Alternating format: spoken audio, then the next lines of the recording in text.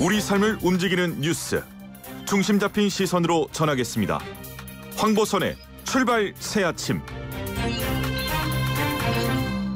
네, 황보선의 출발 새아침 4부 시작합니다. 쏟아지는 뉴스 속에 진짜 뉴스의 밑줄 긋고 또 별표도 쳐보는 뉴스를 보는 또 다른 시선, 박원석의 밑줄 시간입니다. 박원석, 정의당 사무총장과 함께합니다. 오랜만에 스튜디오에서 뵙습니다. 안녕하세요. 네, 안녕하세요. 오랜만에 나왔습니다. 예. 자, 오늘 첫 번째 밑줄 그은 뉴스는 조국의 시간 앞에선 송영길의 시간?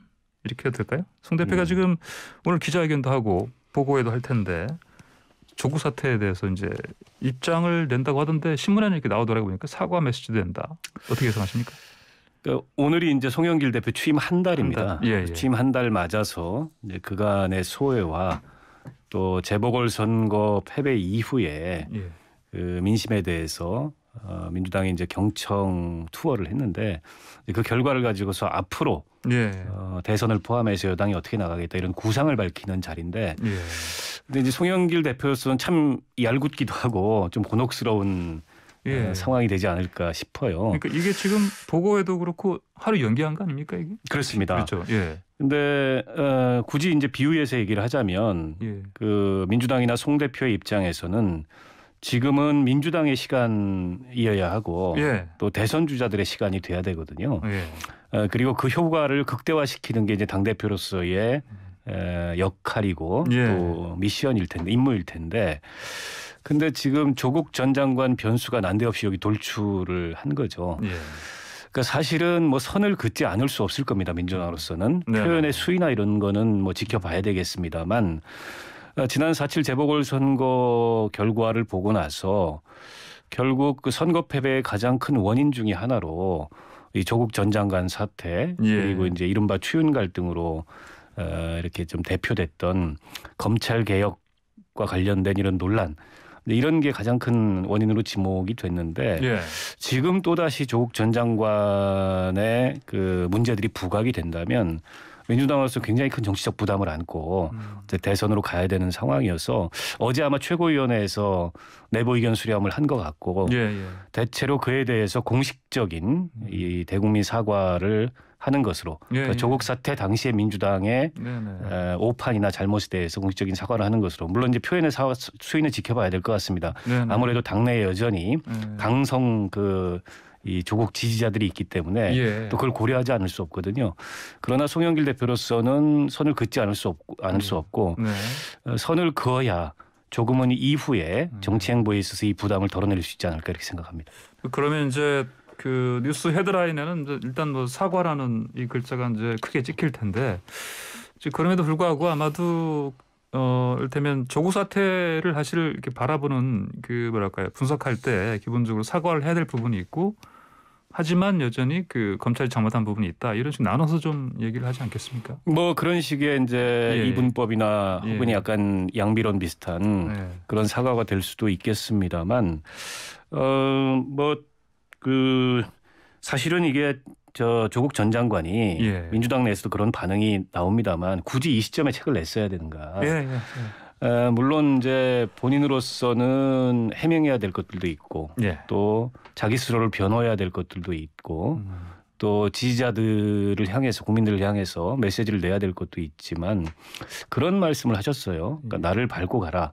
뭐 이런 얘기를 했는데 진짜 그런 심정이라면 지금은 조국의 시간이 아니고 침묵의 시간을 택했어야 되는 거 아닌가. 이게 시일이 흐르고 얼마든지 지금 또 재판 중이지 않습니까? 그렇죠. 그리고 정경심 교수 같은 경우에 15개 혐의 기소가 됐는데 그중에 11개 유죄를 받았어요. 그러니까 어떻게 보면 이제 또다시 논란의 중심에 서는 게 나를 밟고 가라는 말과는 다르게 정권이나 여당에 큰 부담을 주는 건데 굳이 지금 타이밍에 저런 책을 내야 됐을까라는 점에서 좀 아쉬움이 있겠죠.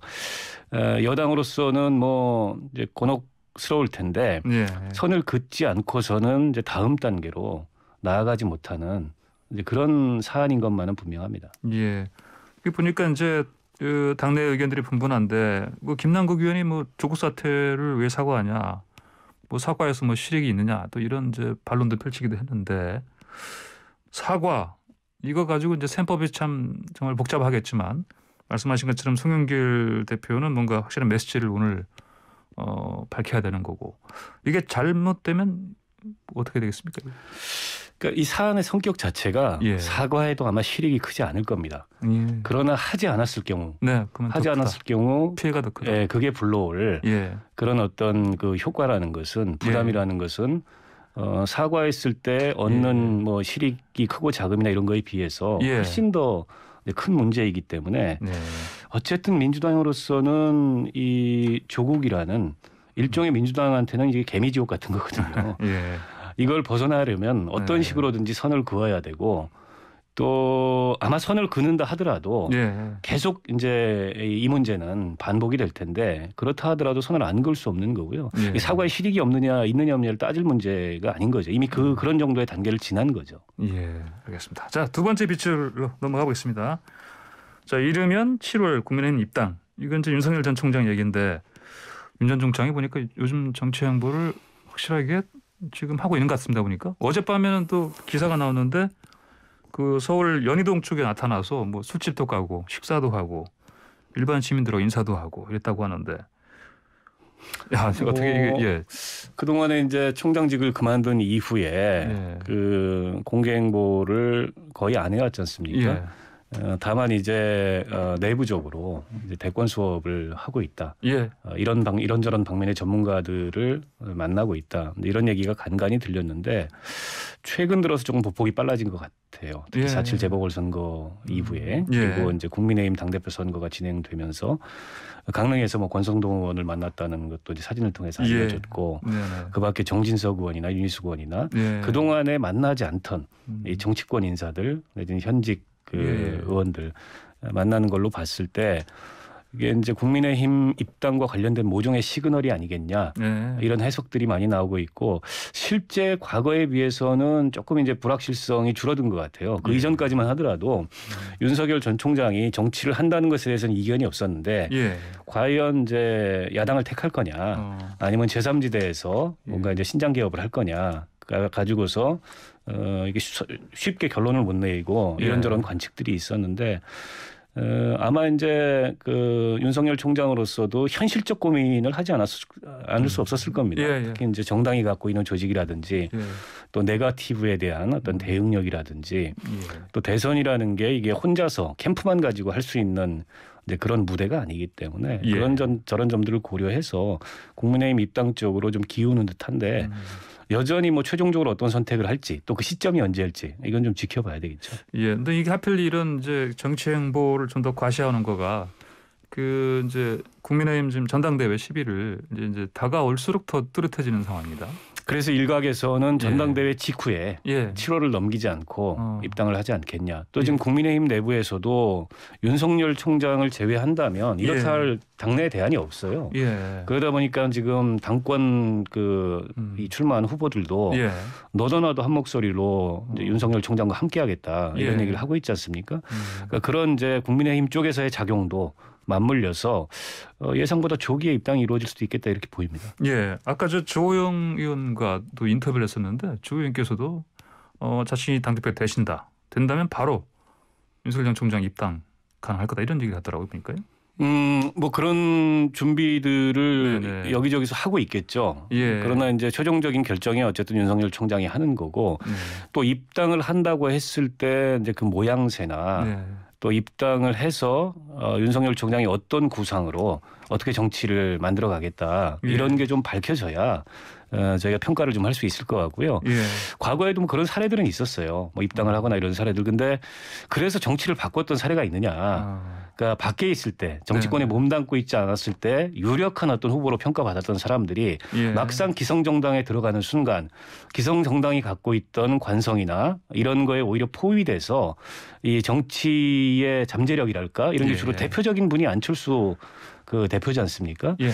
윤석열 총장도 현실적인 측면을 고려하지 않을 수 없었겠지만 또 본인이 지금 받고 있는 기대나 어떤 본인에게 국민들이 기대하는 어떤 잠재력 이런 걸로 봤을 때 조금은 고되더라도 기성정당 바깥에서 이제 새로운 정치를 만드는 이런 도전을 한다면 그게 나중에 정치를 크게 바꿀 수 있는 자산이 될 텐데 이제 기존 정당에 들어간다는 건 사실은 그만큼 그 이후에 정치를 크게 바꿀 수 있는 어떤 잠재력이나 가능성을 줄인다는 의미이기도 하기 때문에 꼭 이게 얻는 것만 있는 게 아니고 얻는 게 있으면 잃는 것도 있는 거죠. 네, 지금 황보선의 출발새 아침 박원석의 밑줄 박원석 정의당 사무총장 함께하고 있는데 유튜브에서 YTN 라디오 검색하시면 보이는 라디오도 함께할 수 있습니다. 자, 방금 채팅창에 청취자분 한 분께서 이거 질문하셨어요. 보니까 윤석열 전 총장 장모 얘기 좀 해주세요 했는데 지금 윤 전 총장이 보니까 장모 관련해서도 뭐 문제 없다, 뭐 깨끗하다 이런 식으로 지금 항변을 적극적으로 하는 것 같은데 보니까요. 그렇죠. 그리고 과거에 이제 윤 총장이 검찰총장이 될 때 청문회에서부터 이제 논란이 됐고 쟁점이 됐고요.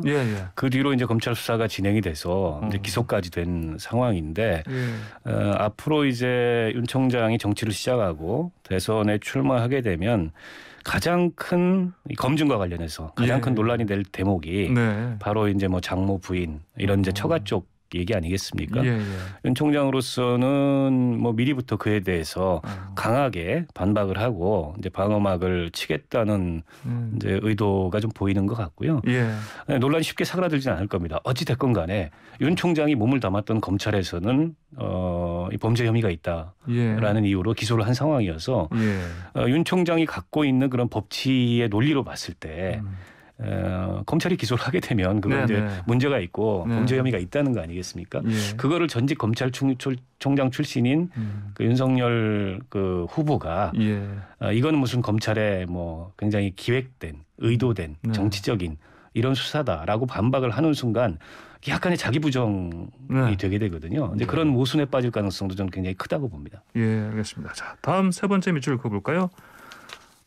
지금 김호수 검찰총장 뭐 정치 중립 방파제 될 것이다 이런 얘기는 했는데 그 앞서서 박범계 법무장관이 또 이 수사 시스템 바꾸는 쪽으로 이게 손댄 것들이 있습니다. 그리고 이제 곧 또 조만간 이제 대규모 인사를 하겠지만 어떻습니까? 박 장관하고 김 총장 서로 이게 아무래도 파열음 같은 거 나오지 않을까요? 글쎄 뭐 이제 워낙 취임 초기이기 때문에 초기부터 그러지는 않겠지만. 김호수 총장으로서는 여러 가지로 시험대에 선 상황이죠. 그러니까 정치적 중립성과 관련된 논란이 이제 계속 있고 또 검찰 조직 내부에서조차도 이제 그런 문제 제기가 나오고 있는 상황이고 특히 이제 이 검찰 조직 개편과 관련해서 사실상 6대 중대 범죄에 대해서 검찰이 갖고 있는 수사권을 특정한 그 검찰 내부의 부서로 축소시키고 검찰총장이나 특히 장관의 승인을 받아라 수사 개시에 대해서. 그러니까 이거는 사실상 장관이 검찰총장의 역할을 부분적으로 대신하겠다는 거 아니냐. 그러면 이게 이제 정권이 검찰을 장악하겠다는 거 아니냐. 검찰청법에 보면 어쨌든 그 검찰총장이 검찰 사무를 통할하게 돼 있는데 장관이 수사 개시를 승인한다는 거는 그런 검찰청법과 충돌되는 거 아니냐. 이런 반발이 검찰 내부에서 압도적으로 나오고 있어요.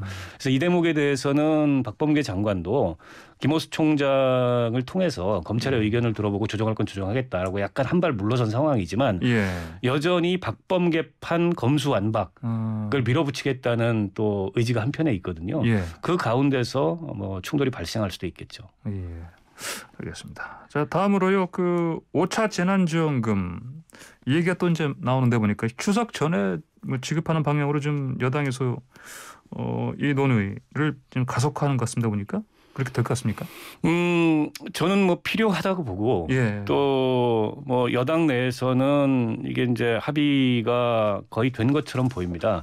근데 이제 정부하고의 조율이 남아 있고 또 이에 따른 이제 재원 마련 어떻게 할 거냐 이런 등등의 이슈들이 남아 있지만 지금 이제 백신이 확대되면서 백신 이제 보급률이 늘어가면서 이제 경제도 회복 국면으로 가고 있는데 아무래도 그 동안에 워낙 그 코로나 양극 코로나 상황으로 인한 이제 중소자영자들의 피해나 또 시민들의 경제적 피해가 컸기 때문에 이게 이제 경제회복 국면에서 조금 그걸 이렇게 뒷받침해 줄 필요가 있거든요. 그런 면에서 추경 편성을 해서 재난지원금 지급 필요하다고 보는데 그에 선행돼야 될 게 있습니다. 그게 국회에서 지금 자영업자들에 대한 손실보상. 그동안의 정부의 행정명령으로 인해서 영업을 하지 못했던 자영업자들의 손실을 보상해 줘야 되는데 법이 논의가 되는데 아직 마무리가 안 됐어요. 특히 이제 소급 적용과 관련돼서 국회와 그러니까 여야를 막론해서 국회와 정부 간의 이견이 커가지고 아마 조만간 정리가 되게 될 텐데 이걸 먼저 선결 짓거나 동시에 이걸 결정을 해야지 그거는 뭐 결정을 못 하고 전국민 재난지원금만 지급한다라면 또 이게 이제 뭐 매표행위가 아니냐 등등부터 여러 가지 논란이 따를 수 있어서 반드시 이걸 마무리 져야 되고 재원 문제를 걱정하는 의견들이 있는데요. 경제가 조금 살아나가지고 올해 1분기에 그 초과 세수가 19조 원 정도 났습니다. 충분히 세수 여력이 있다고 봅니다. 알겠습니다. 자, 오늘 말씀 여기까지 듣겠습니다. 고맙습니다. 고맙습니다. 네, 지금까지 박원석 정의당 사무총장이었습니다.